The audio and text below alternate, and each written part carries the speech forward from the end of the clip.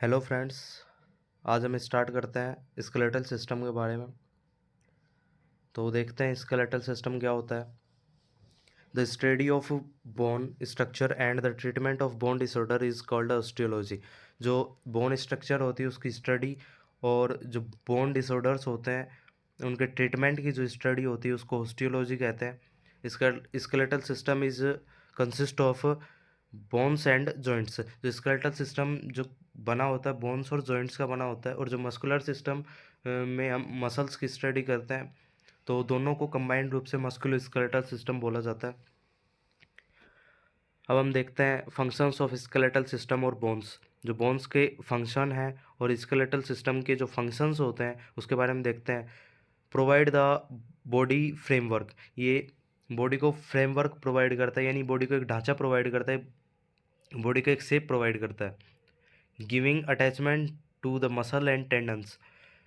ये मसल्स को, जो बोन्स होती हैं मसल्स को अटैचमेंट प्रोवाइड करती हैं टेंडन के थ्रू। जो बोन और मसल्स को जोड़ने वाली जो स्ट्रक्चर होती है उसको टेंडन बोला जाता है। Allowing movement of the body, body को मूवमेंट करने में हेल्प करता है। Haemopoiesis, the production of blood cell in red bone marrow. जो हीमोपोइसिस की जो प्रोसेस होती है, यानी जो ब्लड सेल प्रोडक्शन की जो प्रोसेस होती है वो रेड बोन मैरो में होती है, जो कि बोन में प्रेजेंट होता है। अब हम देखते हैं टाइप ऑफ बोन कि बोन के कितने टाइप होते हैं। तो सबसे पहले हम बात करते हैं लॉन्ग बोन के बारे में। These bone have shaft and proximal and distal end. ये जो लॉन्ग बोन होती है, जैसा कि नाम से ही है कि लॉन्ग बोन है तो लंबाई में ज़्यादा होंगी, तो इनमें एक साफ्ट पाए जाते हैं जिसको बॉडी भी बोलते हैं। साफ्ट जो बीच वाला पार्ट होता है इसको बॉडी भी बोलते हैं या फिर डायफाइसिस बोलते हैं, हम आगे देखेंगे। और जो डिस्टल और प्रोक्सिमल यानी जो इनके जो एंड पाए जाते हैं जिसको एपिफाइसिस बोलते हैं, इसके बारे में भी आगे देखेंगे। These are longer than they are wide. ये जितनी चौड़ाई में जो बोन होती हैं उससे ज़्यादा इनकी लंबाई होती है। एग्जाम्पल के लिए देखें तो ह्यूमरस और femur, tibia, fibula, radius, ulna. Next हम बात करते हैं शॉर्ट, इरेगुलर और फ्लैट और सीसमोइड बोन के बारे में। जो शॉर्ट बोन होती हैं उसके एग्जाम्पल हैं कार्पल्स, जो कि रिस्ट में पाए जाते हैं, रिस्ट बोन भी जिसको बोलते हैं। Irregular bone, vertebra and some skull bones. Flat bones, sternum, ribs and most skull bones. Sesamoid bone, patella. जो पटेला होता है इसको नी कैप भी बोलते हैं, ये सीसेमोइड बोन का एग्जाम्पल होता है।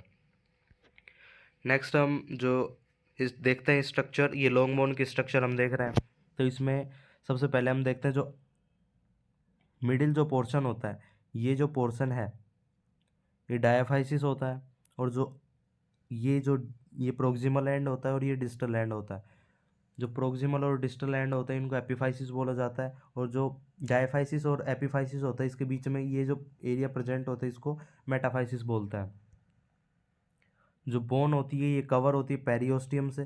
पेरियोस्टियम की एक लेयर पाई जाती है जो बोन को कवर करके रखती है, सराउंड करके रखती है। बीच में एक मेडुलरी कैनाल पाई जाती है जिसमें ब्लड वेसल्स पाई जाती हैं, और येलो बोन मैरो पाया जाता है। जो ये डायफाइसिस होता है, ये डायफाइसिस बना होता है कॉम्पैक्ट बोन का। जो डायफाइसिस होता है इसमें कॉम्पैक्ट बोन प्रेजेंट होती है। कॉम्पैक्ट बोन क्या होती है, इसकी कैसी स्ट्रक्चर होती है, इसके बारे में हम नेक्स्ट वीडियो में देखेंगे। और जो ये एपिफाइसिस होता है, एपिफाइसिस वाले एरिया में स्पॉन्जी बोन प्रेजेंट होती है। एपिफाइसिस की जो बोन होती है इसमें, एपिफाइसिस जो बोन होती है, बोन का जो एपिफाइसिस पार्ट होता है उसमें जो इनर साइड में जो बोन पाई जाती है वो स्पॉन्जी बोन होती है, और इसको सराउंड करते हुए कॉम्पैक्ट बोन की एक लेयर पाई जाती है। और जो बोन को सराउंड करने वाली स्ट्रक्चर हमने देखी कि पेरियोस्टियम होती है, लेकिन जो एपिफाइसिस में जो पार्ट होता है वो आर्टिकुलर कार्टिलेज के द्वारा सराउंड होता है। वहाँ पे आर्टिकुलर कार्टिलेज जो कि हाइलिन कार्टिलेज की बनी होती है वो पाई जाती है, क्योंकि जो एपिफाइसिस वाला पार्ट होता है वो दूसरी बोन के साथ आर्टिकुलेशन यानी जॉइंट फॉर्मेशन में पार्टिसिपेट करता है, इसलिए यहाँ पर आर्टिकुलर कार्टिलेज पाई जाती है जो कि हाइलिन कार्टिलेज की बनी होती है। और एक यहाँ पे न्यूट्रिएंट फोरामेन पाया जाता है जहाँ से nutrient artery, nerve supply enter करती हैं बोन के अंदर। नेक्स्ट हम देखते हैं बोन स्ट्रक्चर के बारे में। लॉन्ग बोन के स्ट्रक्चर के बारे में देखते हैं। The diaphysis is the bone shaft और body and mainly composed of compact bone. जो डायफाइसिस जो पार्ट होता है लॉन्ग बोन का, वो उसको शाफ्ट भी बोलते हैं या फिर बॉडी भी बोलते हैं, जो कि कंपोज्ड होता है कॉम्पैक्ट बोन से। जो डायफाइसिस वाला जो पार्ट होता है वो कॉम्पैक्ट बोन से कंपोज्ड होता है। The epiphysis are the proximal and distal ends of the bone composed of spongy bone. जो लॉन्ग बोन का जो एपिफाइसिस वाला पार्ट होता है, जो प्रोक्सिमल एंड होता है, और जो डिस्टल एंड वाला पार्ट होता है वो एपिफाइसिस बोलते हैं, और ये कंपोज्ड होता है स्पॉन्जी बोन से। The metaphysis are the region between the diaphysis and the epiphysis. जो मेटाफाइसिस होता है वो डायफाइसिस और एपिफाइसिस के बीच का जो रीजन होता है उसको मेटाफाइसिस बोलता है। In a growing bone each metaphysis contains an epiphyseal growth plate. जो ग्रोइंग बोन होती है यानी ऐसी बोन जिसमें ग्रोथ होनी होती है, उसमें मेटाफाइसिस के पास एपिफाइजियल प्लेट होती है। जो मेटाफाइसिस वाला जो रीजन होता है उसमें एपिफाइजियल प्लेट होती है, a layer of hyaline cartilage. जो कि हाइलिन कार्टिलेज होता है उसकी एक लेयर होती है that allows the epiphysis of the bone to grow in length. जो कि जो डायाफाइसिस होता है उस जो बोन का जो डायाफाइसिस वाला पार्ट होता है उसकी जो बोन की लेंथ है, जो डायाफाइसिस की लेंथ है उसको बढ़ाने में हेल्प करता है। जो मेटाफाइसिस होता है, मेटाफाइसिस डायाफाइसिस और एपिफाइसिस के बीच का जो रीजन होता है उसको मेटाफाइसिस बोलते हैं। जो ऐसी बोन जो ग्रोथ करती है उसमें मेटाफाइसिस वाले जो रीजन में एपिफाइजियल प्लेट पाई जाती है, जो कि हाइलिन कार्टिलेज की एक लेयर होती है, जो कि डायफाइसिस को लंबाई में बढ़ने में हेल्प करती है। जो डायफाइसिस की जो लेंथ है उसकी ग्रोथ में हेल्प करती है। The articular cartilage is a thin layer of hyaline cartilage covering the part of the epiphysis where the bone forms an articulation joint with another plate। जो आर्टिकुलर कार्टिलेज होती है is a thin layer of hyaline cartilage. जो articular cartilage होती है जो कि hyaline cartilage की एक थिन लेयर होती है, जो कि एपिफाइसिस को कवर करके रखती है। क्योंकि एपिफाइसिस दूसरी बोन के साथ में, एक बोन का जब दूसरी बोन के साथ में जो आर्टिकुलेशन होता है वो एपिफाइसिस वाले एरिया पे होता है, इसलिए जो आर्टिकुलर कार्टिलेज होती है जो कि हाइलिन कार्टिलेज की बनी होती है वो एपिफाइसिस वाली एरिया को कवर करके रखती है, जहाँ पर दो बोन आर्टिकुलेट करती हैं, जॉइंट का फॉर्मेशन करती है। The periosteum is a tough connective tissue sheath that surrounds the bone surface wherever it is not covered by articular cartilage. जो पेरियोस्टियम होता है वो एक टफ कनेक्टिव टिश्यू की सीथ या लेयर होती है। जो पेरियोस्टियम होती है वो कनेक्टिव टिश्यू की एक लेयर होती है, जो जहाँ पर आर्टिकुलर कार्टिलेज कवर नहीं करती है वहाँ पर पेरियोस्टियम बोन्स को कवर करती है। It is composed of an outer fibrous layer of dense irregular connective tissue and an inner osteogenic layer that consists of cell that is osteoblast osteoclast।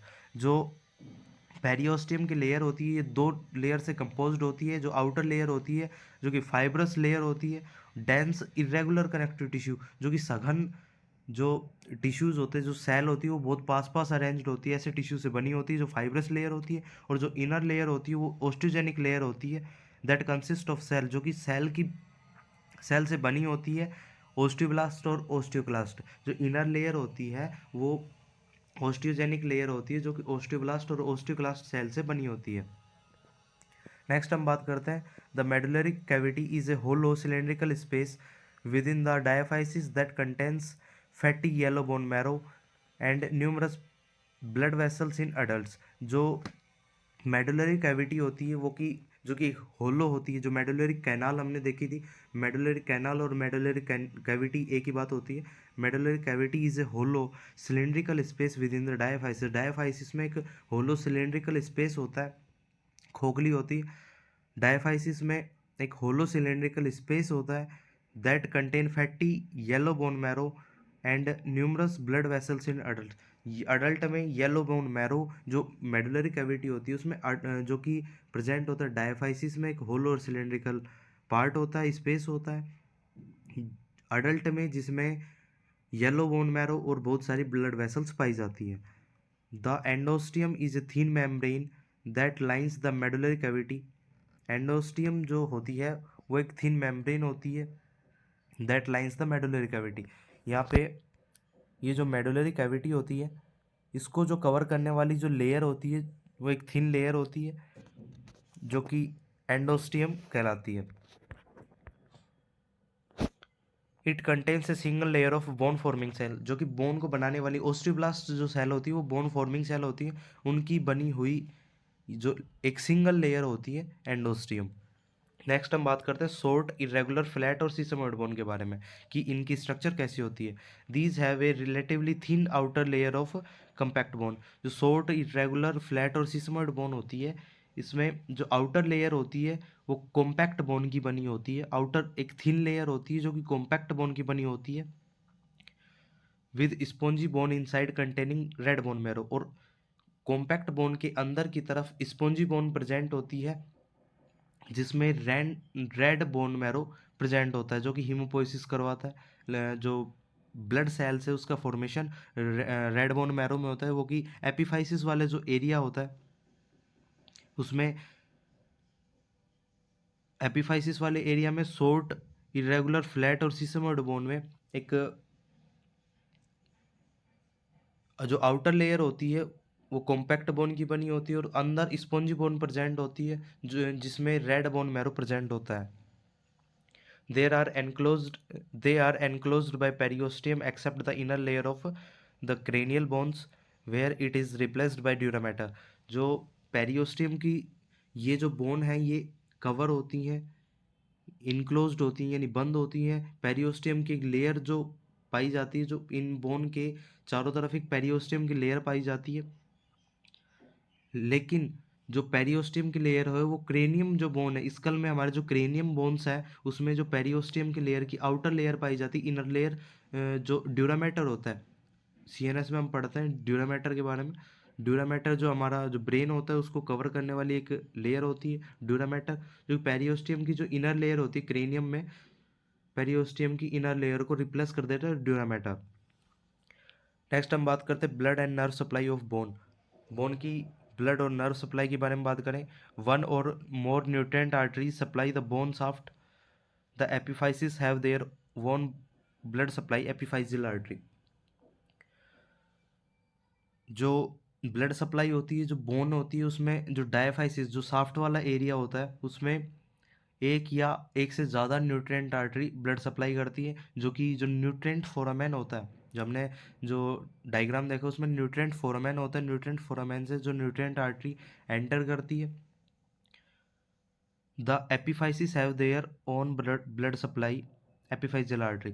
जो epiphysis होता है उसकी खुद की एक ब्लड सप्लाई होती है, एपिफाइजियल आर्टरी होती है जो कि एपिफाइसिस को ब्लड सप्लाई करती है। और जो डायफाइसिस होता है उसको न्यूट्रिएंट आर्टरी, एक या एक से ज़्यादा न्यूट्रिएंट आर्टरी ब्लड सप्लाई करती है जो कि एंटर करती है न्यूट्रिएंट फोरामेन से।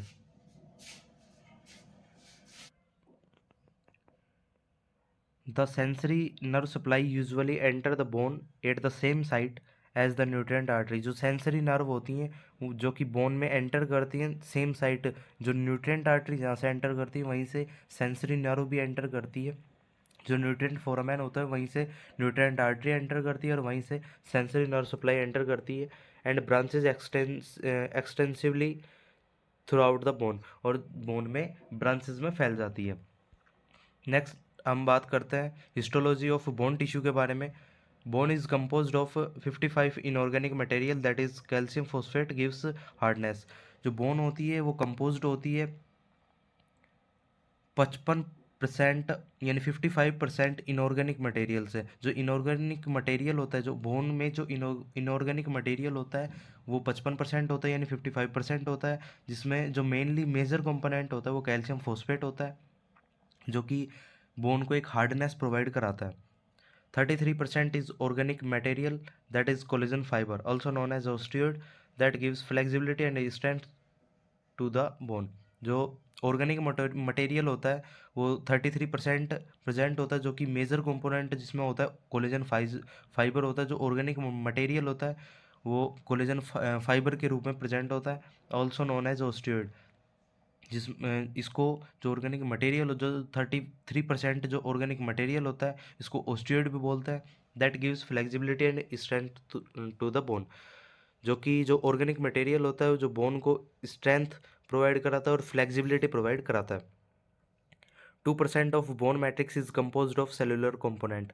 जो बोन मैट्रिक्स का जो 2% होता है वो सेलुलर कॉम्पोनेंट होता है, यानी सेल्स का बना होता है। There are 4 type of bone cell present: osteoprogenitor, osteoblast, osteocytes और ओस्टियोक्लास्ट सेल। इसके बारे में हम देखते हैं कि ओस्टियोप्रोजेनेटर, ओस्टियोब्लास्ट, ओस्टियोसाइट्स और ओस्टियोक्लास्ट सेल्स क्या होती हैं। तो हम देखते हैं ओस्टियोप्रोजेनेटर सेल्स के बारे में। दीज बोन स्टेम सेल्स, ये जो सेल्स होती हैं ये स्टेम सेल्स होती हैं, यानी इन सेल से जो और दूसरी सेल्स होती हैं, जो ओस्टियोब्लास्ट हुआ, ओस्टियोक्लास्ट हुआ, इनका ओरिजिन होता है। They are the only bone cells to undergo cell division.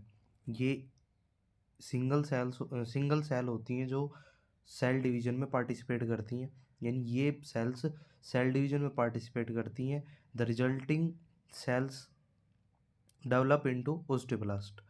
जब जब ये सेल्स डिवीजन में पार्टिसिपेट करती हैं तो जो डिवीजन के बाद में ये जो ओस्टियोप्रोजेनेटर सेल होती हैं ये ओस्टियोब्लास्ट सेल में कन्वर्ट हो जाती हैं। Osteoprogenitor cells are found along the inner portion of the periosteum in the एंडोस्टियम।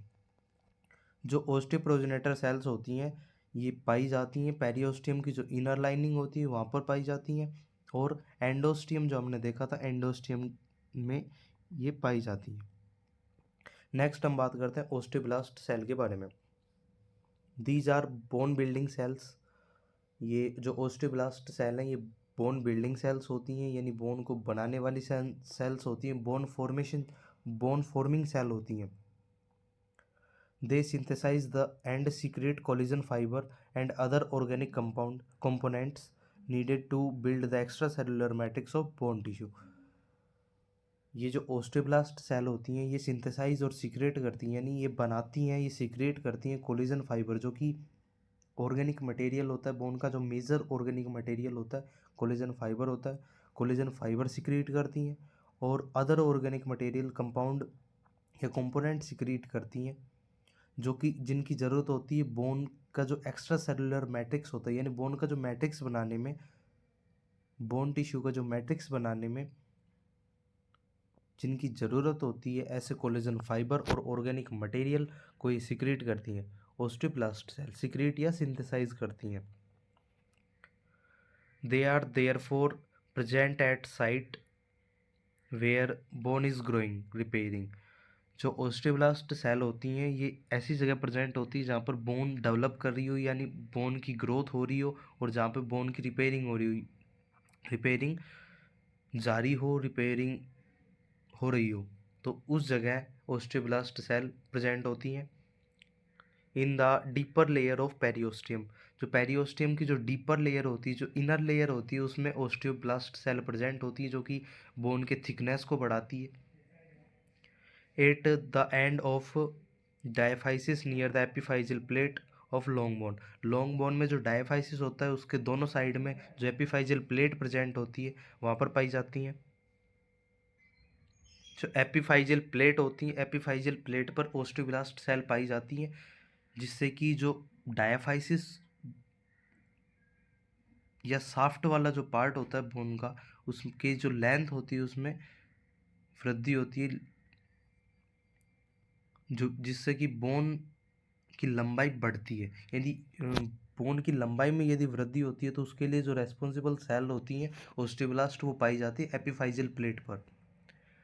Next हम बात करते हैं at the site of fracture. यदि किसी जगह फ्रैक्चर हो जाता है वहाँ पर ओस्टियोब्लास्ट सेल पाई जाती है, जो कि न्यू बोन टिश्यू सिक्रीट करती हैं, जो वहाँ पर जमा हो जाता है और जिससे कि फ्रैक्चर है वो हील होता है। हीलिंग ऑफ फ्रैक्चर के बारे में हम आगे की वीडियोज़ में बात करेंगे। नेक्स्ट हम बात करते हैं ओस्टियोसाइट सेल के बारे में। As osteoblast deposit new bone tissue around themself, जब ओस्टियोब्लास्ट जो सेल होती हैं वो अपने चारों तरफ जब बोन टिश्यू डिपॉजिट कर लेती हैं, ओस्टियोब्लास्ट जो सेल होती हैं वो कोलेजन फाइबर और ऑर्गेनिक मटेरियल सिक्रीट करती हैं।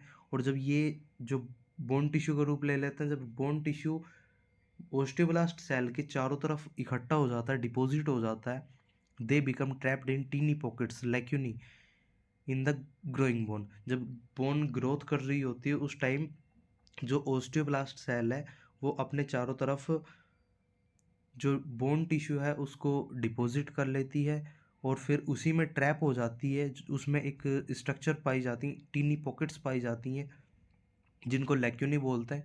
इनके बारे में हम लैक्यूनीज के बारे में हम कॉम्पैक्ट बोन की जब स्ट्रक्चर पढ़ेंगे उसमें हम देखेंगे।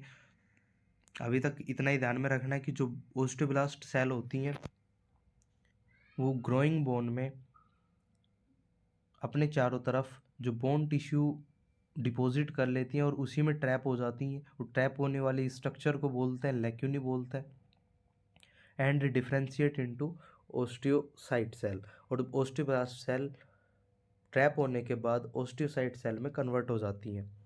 These are mature bone cells that monitor and maintain bone tissue. ये मैच्योर बोन सेल होती हैं जो कि मॉनिटर करती हैं और मेंटेन करती हैं बोन टिश्यू को, यानी बोन को मेंटेन करने का काम करती हैं ओस्टियोसाइट सेल।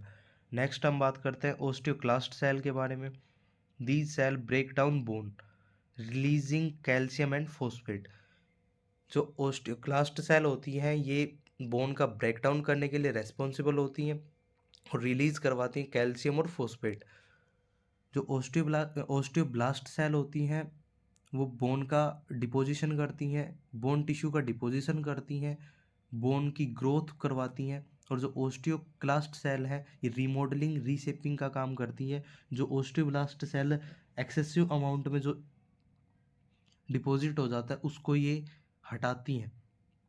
तो ब्रेक डाउन करती हैं ये बोन का, जो ओस्टियोक्लास्ट सेल है ये बोन का ब्रेक डाउन करती हैं और रिलीज करती हैं कैल्शियम और phosphate. They are huge cells derived from the fusion of about 50 monocytes। ये बड़ी सेल्स होती हैं, साइज में बड़ी होती हैं, जो कि लगभग 50 मोनोसाइट सेल्स के फ्यूजन से बनती हैं। नेक्स्ट हम बात करते हैं osteoclast are found in areas of the bone where there is active growth. Osteoclast जो सेल होती हैं वो पाई जाती है जहाँ पर बोन का वो एरिया जहाँ पे एक्टिव ग्रोथ पाई जाती है उस जगह ओस्टियोक्लास्ट सेल पाई जाती हैं। रिपेयरिंग और फ्रैक्चर वाले एरिया में ओस्टियोक्लास्ट सेल पाई जाती हैं और रिमॉडलिंग वाले एरिया में ओस्टियोक्लास्ट सेल पाई जाती है। रिमॉडलिंग का मतलब होता है रीशेप करना, यानी ओस्टियोब्लास्ट सेल जो बोन टिश्यू डिपॉजिट करती है उसको ये एक स्ट्रक्चर या शेप प्रोवाइड करती हैं, उस एरिया में ओस्टियोक्लास्ट सेल पाई जाती है। Under the periosteum maintaining bone shape during growth and to remove excess callus form during healing of fracture. जो ओस्टियोक्लास्ट सेल होती हैं ये पेरियोस्टियम की जो इनर लेयर होती है, पेरियोस्टियम की जो इनर लेयर में ये पाई जाती हैं और maintaining bone shape during growth, और ये ग्रोथ के टाइम पे जो बोन का शेप होता है उसको मेंटेन करती हैं। And to remove excess callus formed during healing of fracture, और फ्रैक्चर के हीलिंग के टाइम पे जो एक्सेस कैलस का फॉर्मेशन होता है, कैलस होता है जो new bone tissue fracture healing के दौरान बनते हैं उसको कैलस बोलते हैं। तो एक्सेस कैलस का यदि फॉर्मेशन हो जाता है तो उसको रिमूव करने के लिए ओस्टियोक्लास्ट सेल रेस्पॉन्सिबल होती है। तो फ्रेंड आज के वीडियो में इतना ही रखता है। आज हमने देखा कि जो स्केलेटल सिस्टम होता है उसमें किस जो बोन होती है उनका फंक्शन क्या होता है और कितने टाइप की बोन होती हैं। हमने लॉन्ग बोन के स्ट्रक्चर के बारे में देखा और माइक्रोस्कोपिक स्ट्रक्चर या हिस्टोलॉजी ऑफ बोन के बारे में देखा कि बोन में 4 टाइप की सेल पाई जाती हैं। ओस्टियोप्रोजेनेटर सेल पाई जाती हैं, ओस्टियो साइट पाई जाती है, ओस्टियोब्लास्ट और ओस्टियोक्लास्ट सेल पाई जाती हैं, इस बारे में हमने यहाँ पर देखा। तो नेक्स्ट वीडियो में हम बात करेंगे कॉम्पैक्ट बोन के बारे में और स्पॉन्जी बोन के बारे में। नेक्स्ट वीडियो में हम बात करने वाले हैं, तो बने रहिए हमारे साथ। यदि चैनल को सब्सक्राइब